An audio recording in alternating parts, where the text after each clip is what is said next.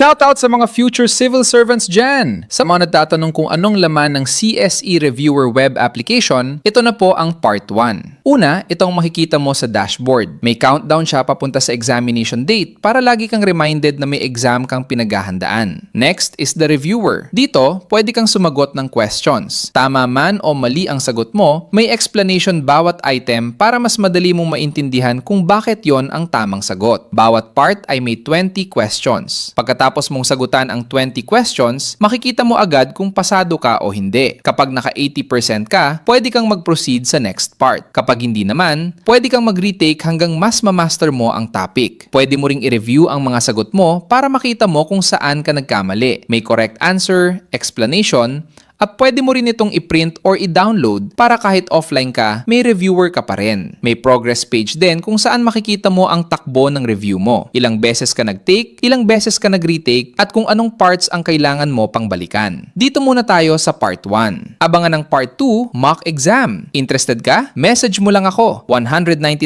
pesos only dahil may early bird promo tayo until April 30. Original fee is 250 pesos. Kung gusto mong pumasa sa CSE, this reviewer is made for you.